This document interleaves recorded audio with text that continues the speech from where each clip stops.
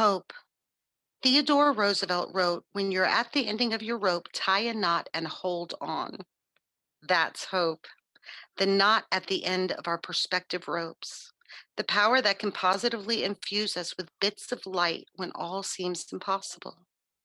Today, author and life coach Inez Bracy will take us on a journey to discover how hope can give us the energy to keep going even in the darkest of times. How this can keep us healthy, reduce our anxiety, and help us to embrace opportunities to grow. I'm very much looking forward to hearing her thoughts, for I personally have found in my experience that perception can often make or break me. As 2020 has thus far often attempted to break us, Inez can offer us positive ways to move towards making us. We are grateful to have you here today, Inez. The virtual floor is yours, so to speak.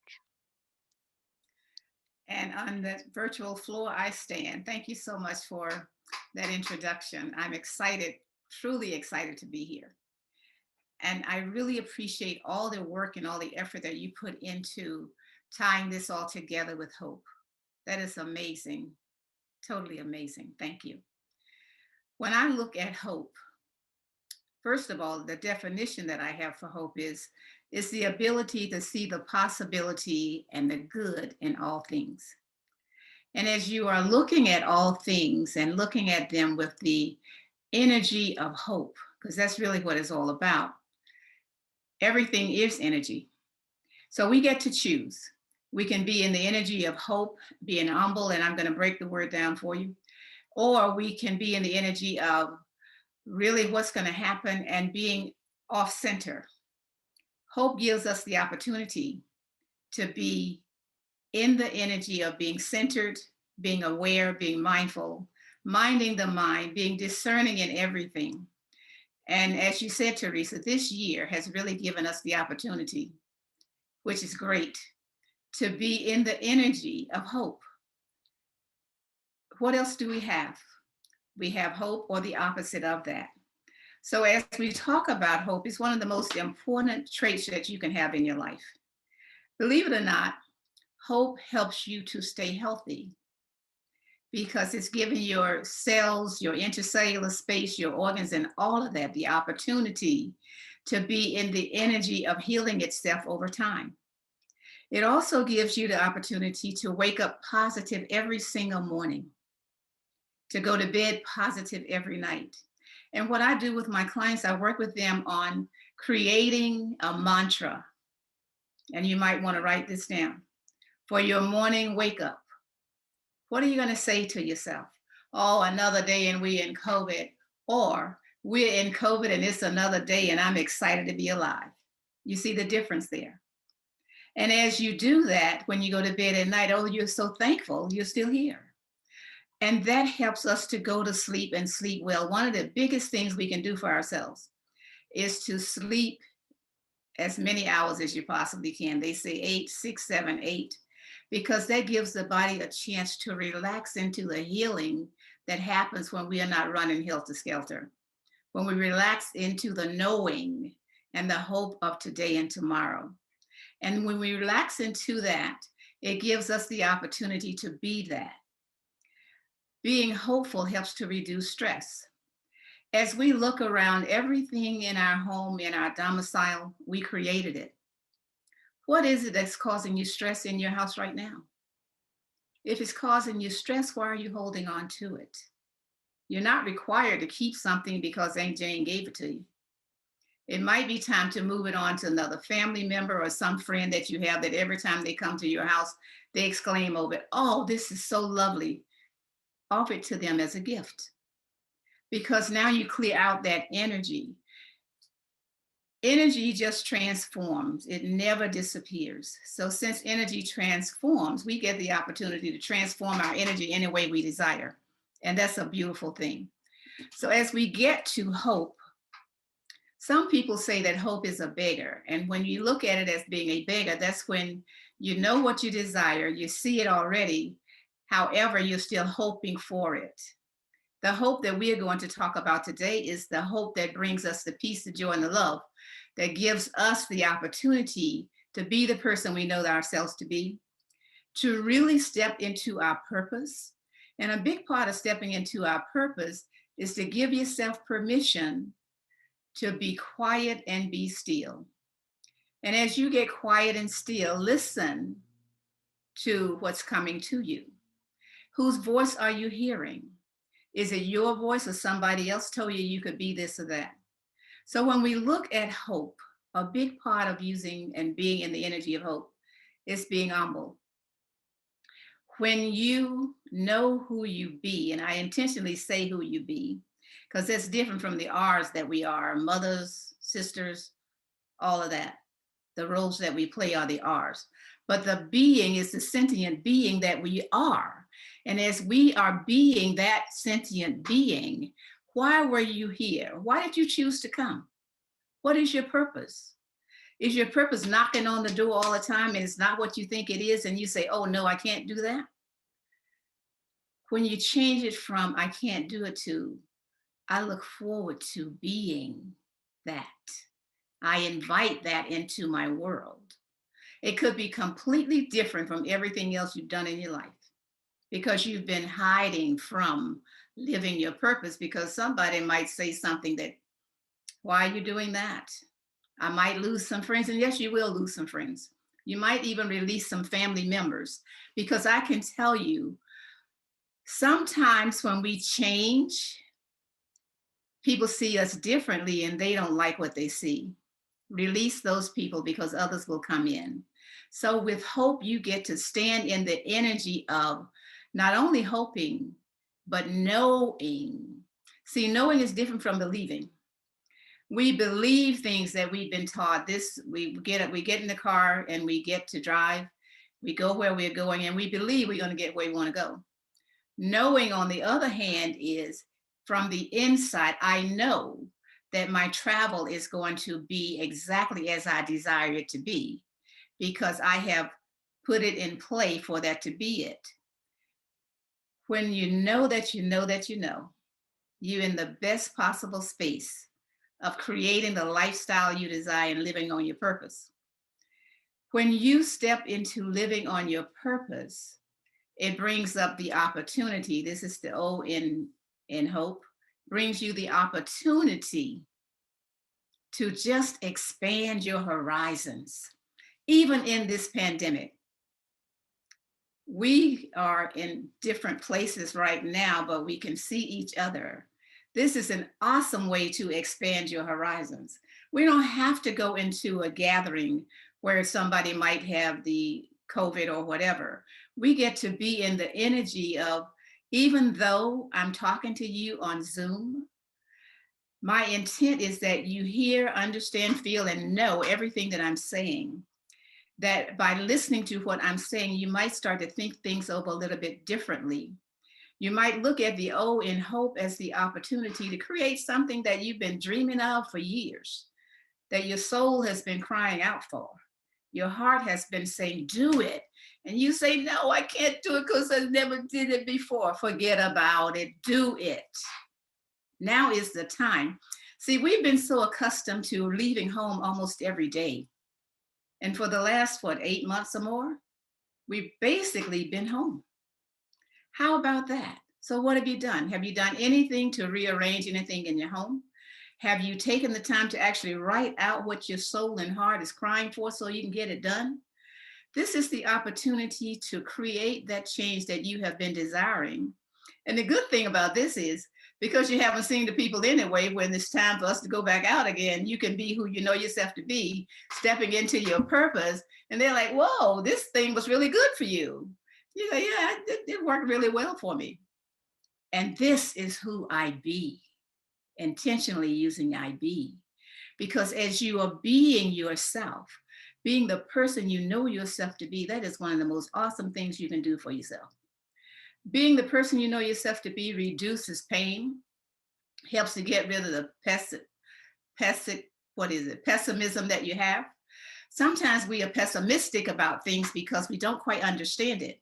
But when we allow ourselves to look at it as a child, as a toddler, and hold it in our hand and turn it every which way we can, see what it is, now we get to own it for ourselves in the way that we desire to have it for ourselves. Until we give ourselves permission, though, to sit in silence, and I'm not saying you got to do it every single day for hours at a time. If you can just give yourself 5 minutes a day, and in that silence, you get into some of the deepest gratitude. Just think about this. How many of you drink coffee? I heard somebody say they hadn't had their coffee this morning. We actually go usually to the store and get our coffee, or we order it online. Can you imagine what went into all of that for that coffee to be at the store or online? Someplace on a farm in Honduras or wherever, these workers had to till the soil, plant the seed, harvest it, then somebody has to prepare to be shipped. Think about that. So we have a lot of trust in our world as well because we love the coffee. Now, I look at those workers in the fields and all of that. I'm a sharecropper's daughter, so I think about it. When they go to work and they say, I am planting this seed for somebody's enjoyment, instead of, oh man, I got to do this today. I want the one that said, I'm planting this for your enjoyment, because that puts a different energy on the seed. Everything is energy. And since it puts a different energy on the seed, when I make my coffee every day, I get into the deepest gratitude. All I had to do was go on Amazon and have it shipped to the house. I didn't have to do the tilling of the soil and everything in between. And that's with everything that we purchase. It is amazing how we take so much for granted because we just go pull it off the shelf. I want you to think about this the next time you go to purchase something, whether it's online or in store. How did it get here? See, this is your opportunity now to really get centered and being grateful with being able to go and get it without having to do all that work. Just imagine that. So when you're looking at things, I want you to start looking at them in a different way, because as we look at things differently, things shift for us every single time. So one of the things that you're going to do in this opportunity stage is create a celebration every day for yourself. It doesn't matter what you celebrate, it's up to you. You could decide, I'm going to listen to something and laugh, or I'm going to dance for 5 minutes or 3 minutes or 2 minutes or 30 seconds. Whatever brings you exquisite joy. See, as we lift our exquisite joy and our bliss, everything lines up in our organs, our systems, around in our universe to support us in being healthy, being centered, being guided by everything we know ourselves to be. Now, the P, I mentioned this earlier, is your purpose. Why'd you come here? What do you expect to get? Now, just think about this. You chose your parents. And since you chose your parents, when that sperm and egg got together, who are you being? Why did you choose them? What is it that you came here to accomplish? What you come here to do? Are you doing it? Are you being it? See, that's the other piece to this. With hope, we get to forget about all this other stuff and release it out to the universe and step firmly into our purpose and start walking in our purpose. And it shows up in you all the time, wherever you are. No one has to wonder, oh, who is she today? Who is he today? No, nobody wonders, because every single day you're walking in your purpose, you're speaking in your purpose, all your whole attitude is in your purpose. Now, what do I mean when I say your purpose? What is it that you came here to be, do, and have? How far off center have you gotten from it, or were you ever on it? Because sometimes we listen to others, and I want you to pay attention to this. I want you to look at the person who told you who you could be and what you could have. Pay attention. Now you're getting into minding the mind, being mindful and discerning, because as you mind the mind, being mindful and discerning, you might notice that, well, I don't know why they think they have the authority to tell me this when I look at their life. See, that's a part of being mindful and discerning. And they could be older, they could be younger, it doesn't matter. But what is it for you? That's the thing. What is it for you? Your purpose of being here. If you really want to know, give yourself the permission to sit down and write. There's magic between the pen, the brain, and the paper. I'm not saying do it on a computer, no. It really, really, really comes into play when you decide that I'm going to just take this time and write it down. Have your coffee, have your tea, sit there and enjoy what you're writing because it's yours. Now, just because you write it down doesn't mean that you can't change it. Often when you write it down, you realize, oh, I could do this, this, and this, and this. So you add to it, you detract from it. Whatever it is going to make you on your purpose, living, controlling your emotions in a way that supports you always and being the person you know yourself to be. When we look at the E in hope, I'm going to talk about encouraged and empowered. You get encouraged when you start doing the things that I just mentioned and being in the energy always of noticing, discerning, being aware, and being mindful. And a big part of this also is to release judgments. And we can have some of those about a whole lot of things. Release points of view. We have those as well. And release opinions. Think about that. What have you been judging lately? What have you had opinions about lately? Did it really matter? Your points of view, do they really matter? If any of that is contrary or not congruent with who you are being and being on your purpose, it's a good idea to think about releasing it and letting it go. And when you release it, you're going to have a vacuum there. So how are you going to fill that space? You're going to fill that space with over the top love for yourself. Just loving yourself so much is like, oh, I just love me so much. And a big part of loving me so much is doing the things and being the person I know myself to be. And as you are in the hopeful mode, one of the things that you get to really, really understand is it's okay to be hopeful. Being hopeful without any action is going to derail you. So you are hopeful and you start taking action toward whatever it is that you're hoping. It's not like sitting back and going, oh, I just hope this virus would be over and I can go flying again. I do hope it be over because I really like to travel. However, at this point, I don't intend to travel. So since I'm not traveling, what I am doing is looking at places I intend to visit and start writing down what it would take to get there. See, that's hopeful, but I'm also in action. If you have a business or if you have children and all of this other stuff, if you have a business and you're hopeful that, this year has not been the way I thought it was going to be. However, we still have a few more days in this year. What can I do right now to start driving traffic to my business, to get some sales in my business? Write it down. Magic happens when you write it down. The other part is speaking up. So we write things down and we read it. We don't tell anybody. How's that going to help us? So we get to share with those people of like mind so that when I'm sharing with people of like mind, now we have more energy coming into it the same, which is going to increase the opportunity for things to go your way that you're hoping for. That is an amazing space in which to dwell. Someplace in the Bible, it talks about scattering your talents on unfertile ground and then scattering them on the fertile ground. We do that all the time. We talk to people and tell all our stuff to them and that's not fertile ground. And you wonder why you don't get any results. It wasn't fertile. You talk to these people over here and the ground is fertile and they start coming up with ideas. Oh, Inez, how about this? How about this? How about that? Those are the people that you want to bring into your life. Yes, we can do a lot by ourselves.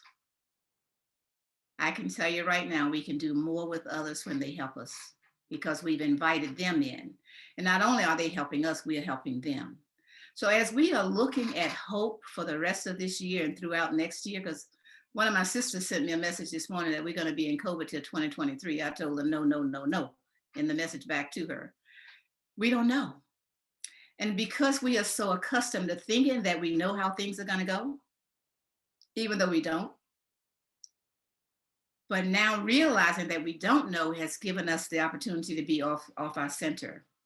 I posit to you right now that it's a good idea to get back to center, knowing that we really don't know. However, with our hope, we can bring out the energy of attracting to us those things that our heart desire. As we are attracting those things that our heart desire, it is amazing what happens in our life. Magic happens when we allow the energy of magic to show up. Magic happens when we speak words of love, when we speak words of hope, when we speak words of knowing. That's when magic happens. It also happens when we speak the opposite. Every word we speak casts a spell.